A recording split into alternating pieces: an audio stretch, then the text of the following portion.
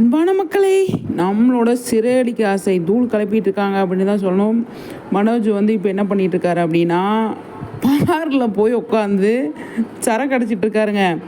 இப்படி என்ன போய் சொல்லிட்டா அப்புறம் அந்த மொட்டை ஒரு ஆள் இருக்கும்ல, அந்த ஆளை கூப்பிட்டு ஃப்ரெண்டு பார்க்கில் ஒரு ஆள் ஃப்ரெண்டாச்சுல, அந்த ஆளை கூப்பிட்டு என்னை ஏமாற்றிட்டா ப்ரோ, இவ்வளோ விஷயம் பண்ணியிருக்கா ப்ரோ, எனக்கு தெரியவே இல்லை ப்ரோ அப்படின்னு சொல்லிட்டு பயங்கரமாக ஃபீல் பண்ணிகிட்டு இருக்காரு மனோஜ்.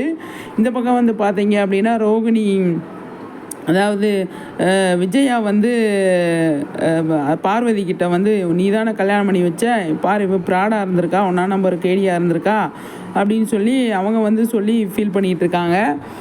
அப்போ நான் அவளுக்கு என்னென்ன ஹெல்ப் பண்ணேன், என்னோடய வீட்டை அடகு வச்சு நான் வந்து அவளுக்கு பார்லர் வைக்கிறதுக்கு நான் வந்து ரெடி பண்ணி விட்டேன், எல்லாமே பண்ணேன், கடைசியில் இப்படி ப்ராடாக இருந்திருக்கா அப்படின்னு விஜயா வந்து புலம்பி தள்ளுறாங்க.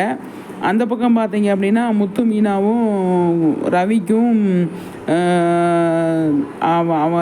சுதிக்கும் வந்து பயங்கரமாக ஃபோன் போட்டு சொல்லிகிட்டு இருக்காங்க. அப்போ சுதி சொல்கிறாங்க, ரோகிணி இவ்வளோ பெரிய தில்லாலங்கடி வேலை பண்ணியிருக்காங்களா, நான் உடனே வரேன் அவங்களப்பா, எவ்வளோ பண்ணியிருக்காங்க அப்படின்னு அங்கே அவங்க சொல்லிகிட்டு இருக்காங்க. அவங்க வீட்டை விட்டு துரத்தி விட்டாங்க, அவங்க எங்கே இருக்காங்கன்னு தெரியல அப்படிங்கிற மாதிரி மீனா வந்து சுதிக்கிட்ட சொல்கிறாங்க. பயங்கரமாக போயிட்டுருக்குங்க, பரபரப்பாக போயிட்டுருக்கு. எனக்கு தெரிஞ்சு அதாவது முத்துவும் மீனாவும் தான் போய் கூட்டிகிட்டு வருவாங்க. கூட்டிகிட்டு வந்ததுக்கப்புறமா வந்து எந்த மாதிரி அவங்கள நடத்துகிறாங்க அப்படிங்கிறத தான் பார்க்கணும் அடுத்து.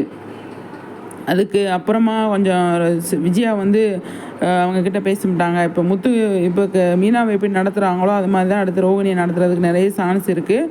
அது மனோஜ் ஏற்றுக்கிட்டா தானே. மனோஜ் ஏற்றுக்க மாட்டார் போல் தெரியுதே, அவர் ரியாக்ட் பண்ணுறத பார்த்தா.